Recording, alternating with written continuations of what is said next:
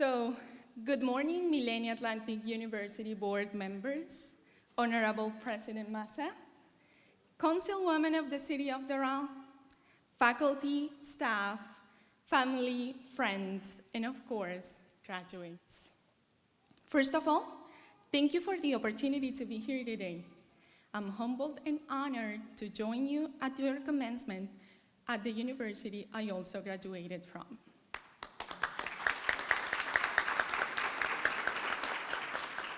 And by the way, you are all very fortunate individuals because my graduation took place at MAU's parking lot. So it wasn't this fancy.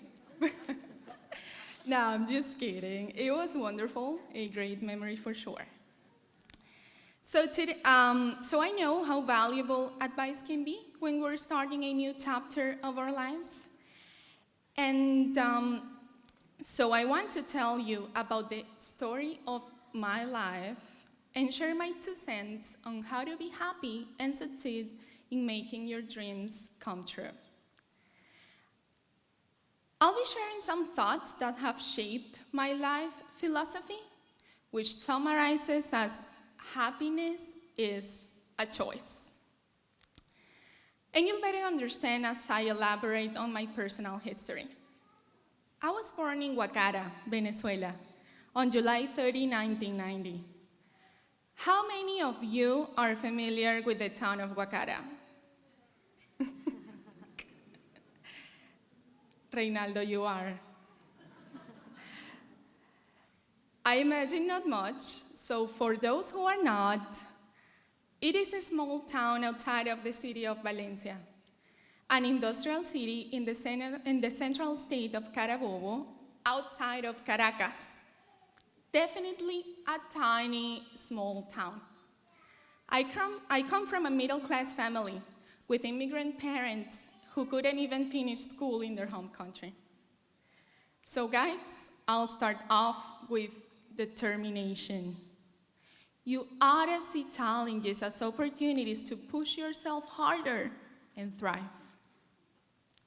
In 2006, I graduated from high school in Valencia, Venezuela. And guess why from Valencia and not from Guacara?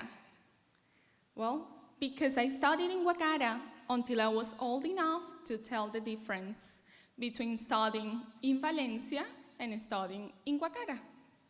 So I bothered my parents persistently enough to get moved to a school in Valencia. Oh, that's resilience, if you know what I'm talking about. In 2012, I finished my classes and earned my bachelor's degree and moved to the United States. And why do I say finished my classes and not graduated?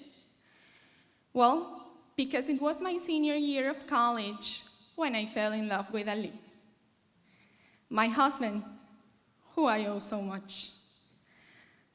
Ali was applying to a scholarship at MAU, and you know how teenagers can be about love, right? I was only 21, so I applied too. But even if I was selected, there was a caveat. First, I didn't speak English at all at the moment, and I had to pass the TOEFL. Second, I had a full semester's worth of courses to pass, with no option to fail. Otherwise, I wouldn't receive my culmination letter. There was no time for graduation. Third, I had to finish, or more like start, present and approve my capstone. And it's as if it wasn't enough already. Fourth, classes ended in July, and we had to move to the US in August. So even if I made it happen, I'd still miss the commencement ceremony I always dreamed of having. So the odds were not in my favor. Actually, there were a few friends applying for a scholarship and planning moving together. And of course, they didn't take me very seriously because what were the chances? Guess what? Application, nailed it. English, nailed it.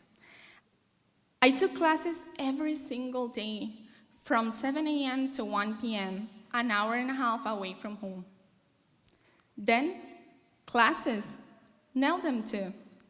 Took nighttime classes from 6 to 9-ish p.m., an hour away from home, on the opposite direction, so you can imagine.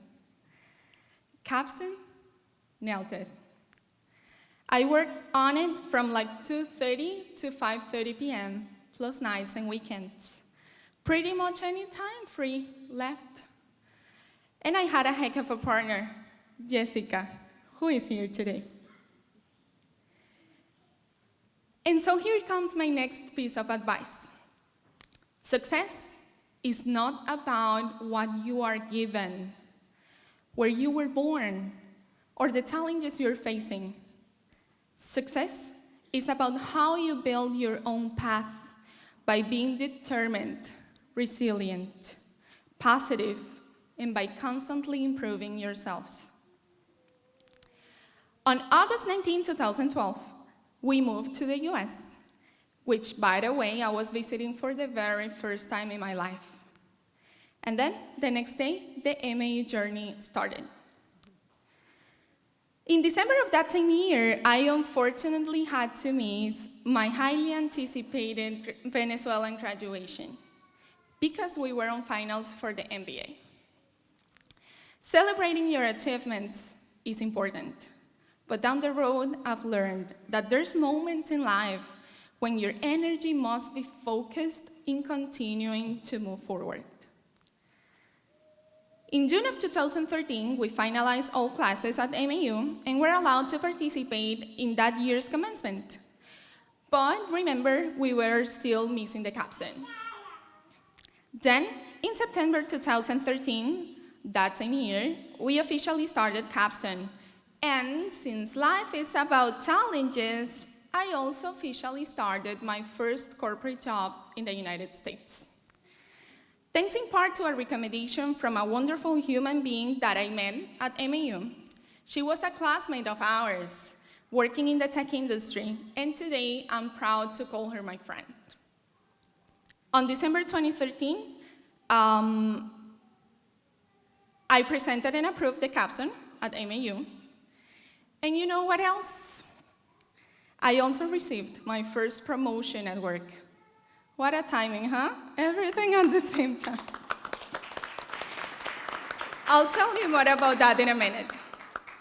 So my first corporate job in the United States was at a multinational company named Westcon, a wholesale distributor of software, hardware, and complex technologies that at this point, I didn't really know much about. It was an entry-level position, where I was the assistant to their marketing manager for the Central America and Caribbean territories. The first 3 months were just exhausting. I always say that I had 2 jobs.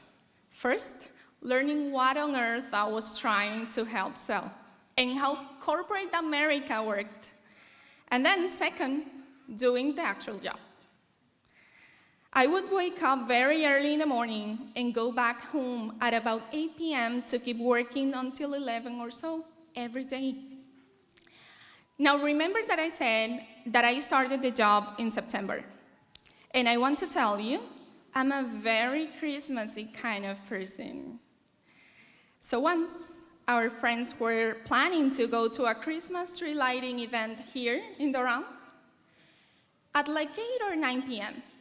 And I literally was so swamped that I worked until like 15 minutes before the event so that I could get to the park just in time and then go back to work right after the tree was lit.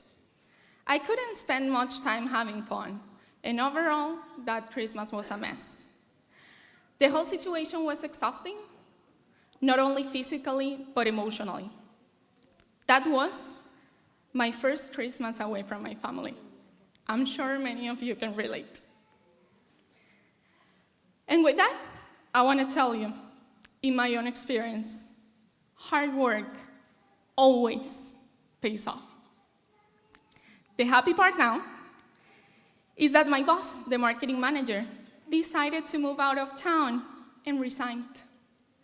Everyone was aware of my hard work, and her boss called me one day and said, "Silvia, Rosanna is leaving, and we're being required to bring someone on board to fill that vacancy. We're all very aware of your hard work, but the company fears that you're too junior to fill that position. If we were to give you this, you need to spend as many hours as it is required to familiarize yourself with the business. We'll expect a lot from you, and you have to deliver." So how many of you have been to a point in life when you feel that you've given so much, and perhaps you feel that it's still not paying off? You truly, truly want to see something great coming out of it. Well, that was my moment. Boom! I said yes, and my life changed a lot. It's not that I stopped working hard, not at all. The pressure increased, the workload increased. Everything became more and more challenging, but I started seeing my dreams come true, personally and professionally. I got my first car, my first home, my second car. I was promoted again and became Westcon's marketing manager for Latin America. And so the rewards started coming, but discipline was there first. With that, I want to give you the following pieces of advice. Dreams become reality one decision at a time. Take risks. Be determined. Pat yourself on the back when you get tired, and keep moving forward. Finally, in 2008, I joined Apple. After a year and a half in my new regional management role at Westcon, one day, working from home, a notification popped up in my LinkedIn app. As the millennial I am, I constantly updated my LinkedIn profile. If you're not doing it, do so. That notification was an email from Apple, wanting to know if I happened to be interested in starting the interview process to join their enterprise team. After a long process, I was hired. I started to write a new chapter of my life. By the way, with still 2 more interviews to go, we had a family vacation in New York where I took a picture in front of an Apple store and said, "That is the picture that I'm gonna use in my profile when I get hired." So here's my last piece of advice. Create the habit of being happy and grateful in cruise control. And as my dearest Frank Sinatra would say, fairy tales can come true. It can happen to you if you are young at heart. Be so. So guys, I just want to close with your 3 key takeaways from today. First, remember, happiness is a choice. It is. When overwhelmed, remember, life is finite. Care about what really, really matters. Everything else, just let it go. Second, determination. Hard work always pays off. And dreams become reality, one decision at a time. Ladies and gentlemen, I thank you for the opportunity to be here today. I truly, truly hope that it can help motivate you and inspire you as you set off to write the next chapters of your lives. I wish you all the very best.